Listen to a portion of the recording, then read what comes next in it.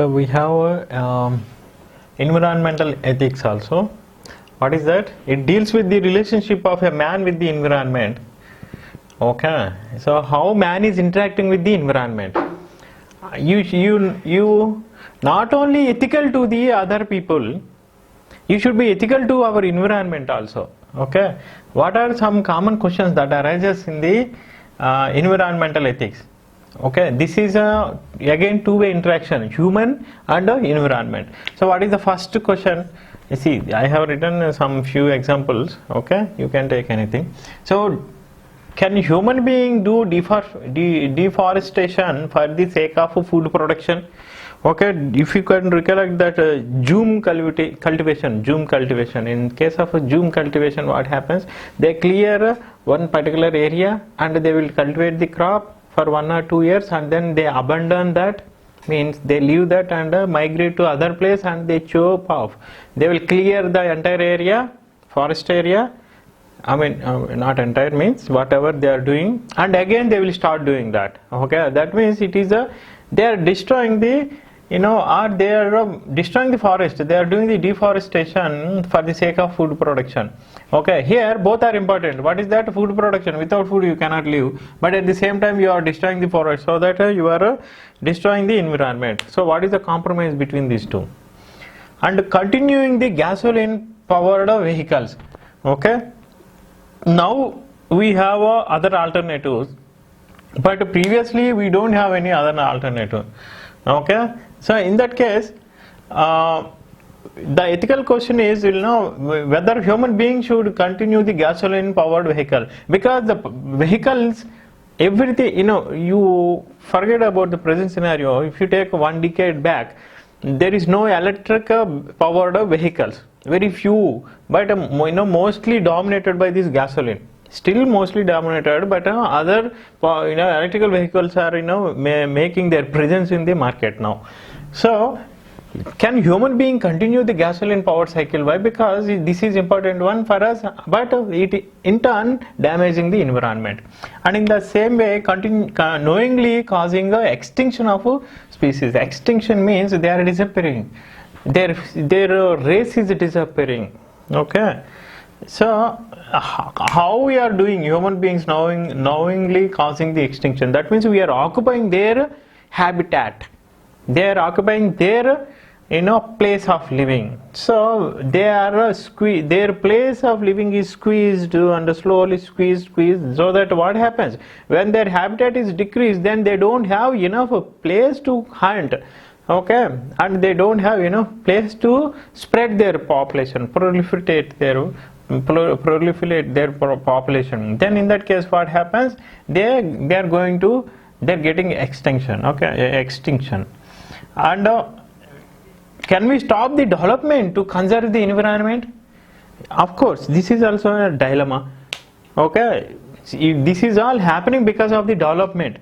Okay, environment is getting damaged because of the development. What is the development? Okay, for example, for this ink, I am destroying the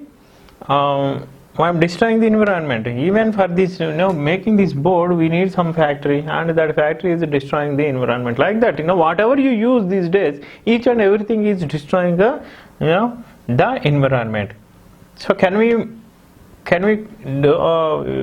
avoid this? No.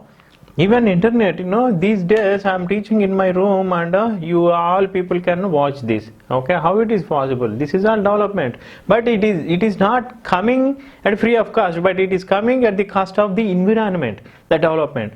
Okay, so can we stop the development so that we can conserve the environment? And continuing the coal based power generation. Okay, but now we are trying to switch to other modes of generation, and there was a big push. There has been a big push for the solar energy. Okay, and of course they are trying to do the nuclear energy, but a lot of stiff resistance coming from the people. But solar energy, we can say that it is becoming a hit. Okay, so these are all ethical questions that are there. Okay, so in this case we cannot decide so easily. We need to go deep into that situation, and you decide. Okay, we need to think a lot. These are some of the examples I explained. So here comes the concept of the sustainable development. What is the meaning of this sustainable development? So the development that meets the present need without compromising the future generation needs. Okay, what is the meaning of that? Some of the resources that we are using now are replenishable. That means once if you use that, then you cannot reproduce. It cannot be reproduced again. For example, the iron ores or iron mines are there. Okay, if you are utilizing entire iron, then future generation cannot utilize. If you are utilizing entire the gasoline, then future generation cannot utilize. Why? Because it takes billions of years to form this gasoline. How gasoline is formed? Okay, gasoline is formed from the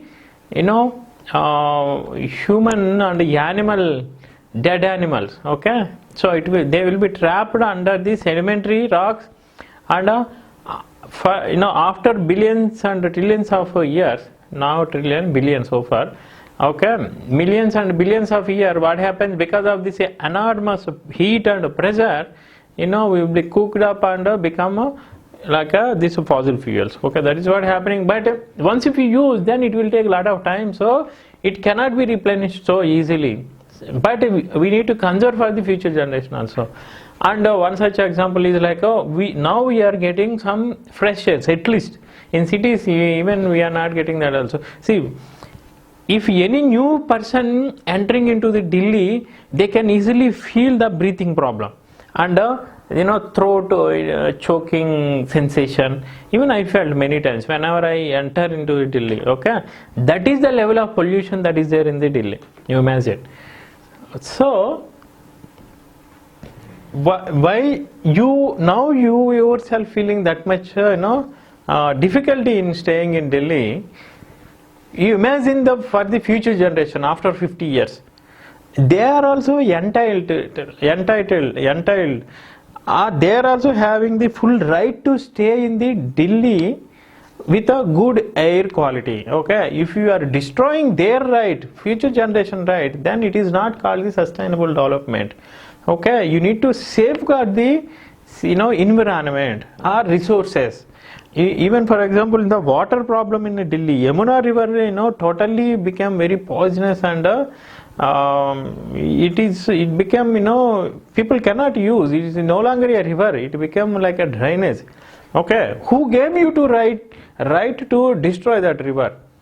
That river is even for this future generation. You already destroyed that resource, river resources. Okay, that means it is not a sustainable development at all.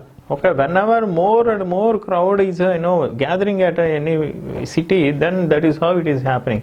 And our people, they actually, now the problem is we cannot compare with the European countries. In European countries, people may always try to compare if it is in the European country or US, people will follow all the rules, but here no one follow rules because there the crowd is not there. But in India we are overcrowded. That is a problem. Okay, overcrowded, and most of the people are still in the below poverty line or nearer to the poverty line. So safeguarding the environment and care about environment comes next to their priority. What is their priority? To get the khana.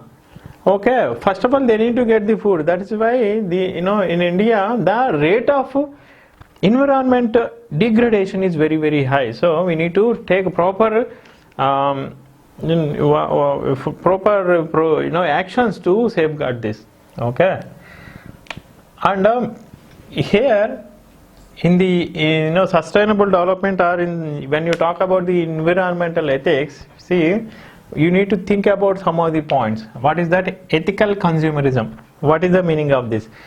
According to the egoism that we studied, egoism advocates the maximum self-interest. What is the maximum self-interest? And hedonism support the maximum happiness. How you get the happiness? By buying so many things. Whatever you want, you buy it. So consumerism is nothing but that. You consume more and more goods. If you consume more and more, even unwanted, then what happens? Companies produce more and more. How companies produce more and more? By exploiting the natural resources.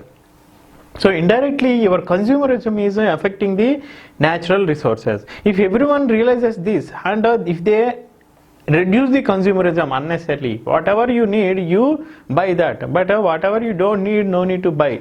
Okay, if you can reduce the consumerism, then automatically you can safeguard the environment. You know, this is at the personal level. It is your decision to reduce this. Okay, and minimizing the wastage and encouraging the recycling. Okay, whenever you are going out, you know how you are using the electricity, how you are using the your it is nothing but reducing your carbon footprint. Okay, and love for nature and other living beings. So if you have love for nature, then you will plant lot of trees in your garden.